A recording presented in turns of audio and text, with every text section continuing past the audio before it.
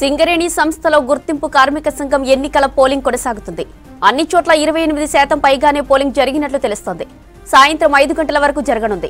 6 జిల్లాల పరిధిలో 11 ప్రాంతాల్లో 84 పోలింగ్ కేంద్రాల్లో ఈ ఎన్నికలు జరుగుతున్నాయి.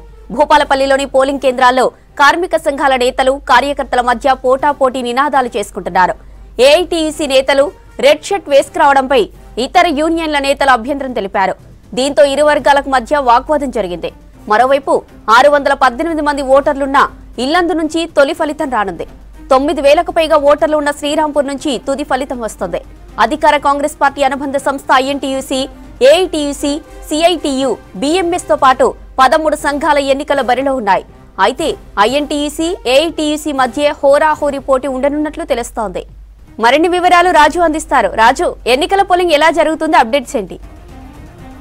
సింగరేణి వ్యాప్తంగా గుర్తింపు కార్మిక సంఘం ఎన్నికలు ప్రశాంత వాతావరణంలో జరుగుతున్నాయి. ఇప్పటి వరకు సింగరేణి వ్యాప్తంగా 11 ఏరియాలో జరిగినటువంటి పోలింగ్ శాతం 50%గా నమోదైనట్టుగా కూడా అధికారులు కొద్దిసేపటి క్రితం సమాచారం ఇచ్చారు. ఇంకొక 45% పోలింగ్ శాతం నమోదై ఉంది. మొత్తానికి ఇప్పుడు జరుగుతున్న పోలింగ్ సరళంగా చూసుకుంటే దాదాపు 85 నుంచి 90% వరకు పోలింగ్ కొనసాగే అవకాశం ఉంది. ప్రస్తుతం మనం శ్రీరాంపూర్ సంబంధించినటువంటి ఏరియా, అలానే మందమరి, బెల్లంపల్లి డివిజన్ ఇవన్నీ కూడా మంచిర్యాల జిల్లా పరిధిలో ఉంటాయి. ప్రస్తుతం మనం మందమరి డివిజన్ సంబంధించినటువంటి రామకృష్ణాపూర్ సంబంధించినటువంటి మైన్స్ వద్ద ఉన్నాము. ఇటువైపు రామకృష్ణాపూర్ ఓపెన్ కాస్ట్ ఉంటుంది, అటువైపు రామకృష్ణాపూర్ ఏరియా హాస్పిటల్స్ ఉంటుంది.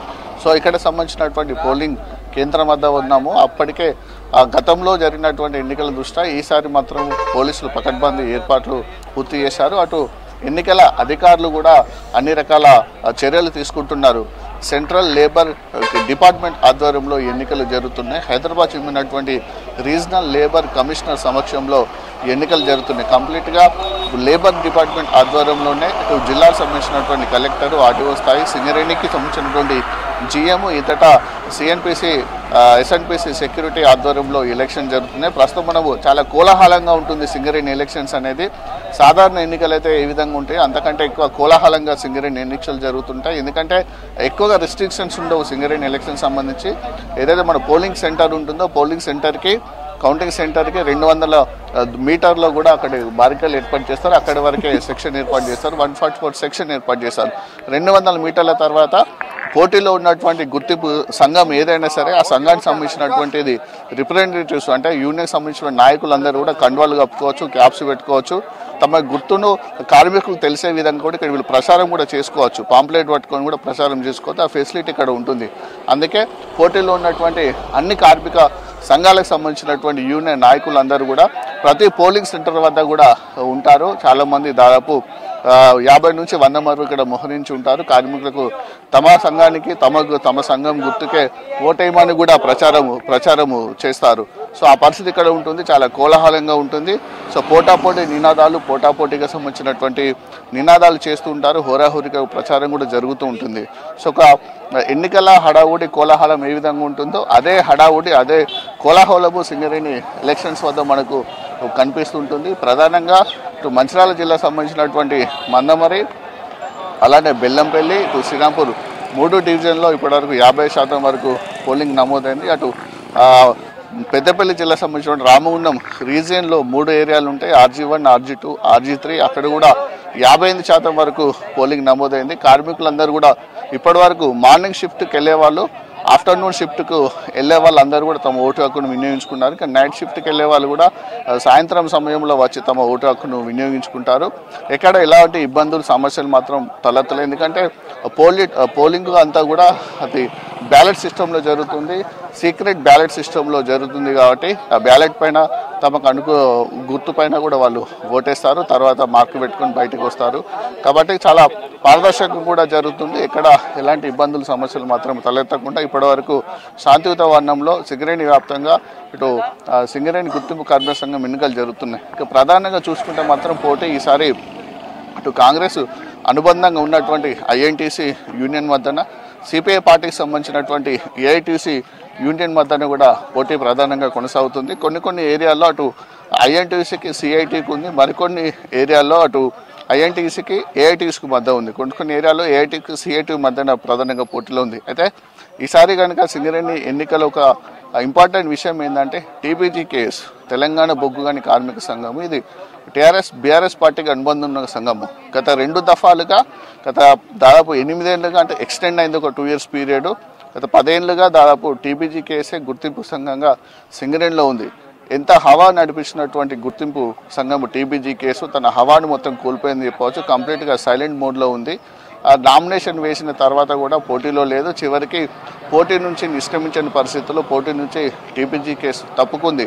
గత 10 ఏళ్ళుగా సింగరేణి మైన్స్ పైన, అండర్ గ్రౌండ్స్ పైన, గన్ల పైన, హాస్పిటల్ పైన సింగరేణి వ్యాప్తంగా ఎక్కడ చూసినా కూడా టీబీజీ కేసు యూనియన్ పేరే వినిపించేది. కార్మికులు కానీ ఇతర యూనియన్లకు సంబంధించిన నాయకులు కానీ వారికి సంబంధించినటువంటి హక్కుల పరిష్కారం కోసం కానీ సమస్యల పరిష్కారం కోసం కానీ టీబీజీ కేసు యూనియన్ని సంప్రదించేవారు. వాళ్ళే అటు సింగరేణి యాజమాన్యంతో మాట్లాడి సమస్యలు పరిష్కరించేవారు.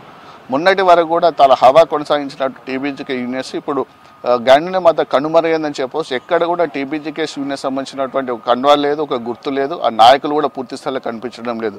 ఇంటర్నల్గా ఇతర సంఘాలకు సపోర్ట్ చేస్తున్నారు. ఎందుకంటే అటు కేసీఆర్ ఎట్టి పరిస్థితుల్లో కూడా ఈసారి టీబీజీ కేసు మనం యూనియన్లో పోటీ చేయొద్దని చెప్పడంతో అటు TBG KS state president Venkatrao, working president Kengarla Mallaiah, general secretary Miryala Rajareddy ముగ్గురు కూడా రాజీనామా పత్రాన్ని కవితకు సమర్పించారు.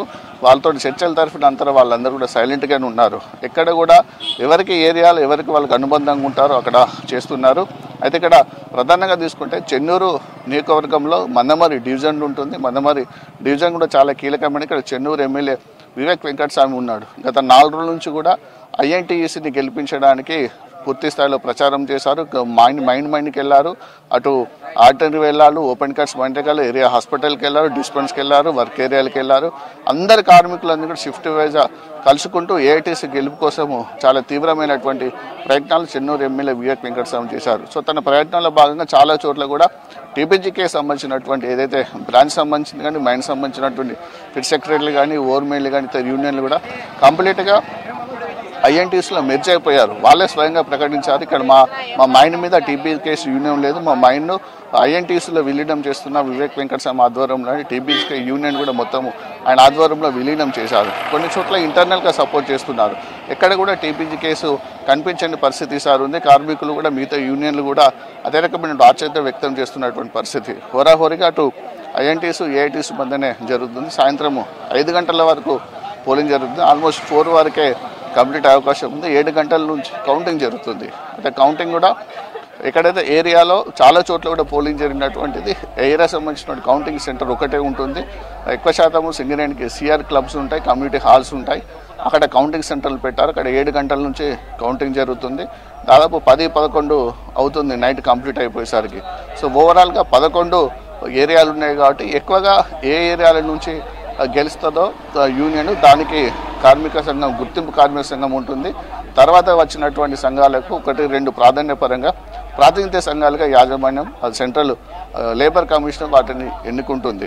సో ప్రస్తుతానికైతే చాలా ప్రశాంత వాతావరణంలోనే పోలింగ్ జరుగుతుంది. ఇది పరిస్థితి.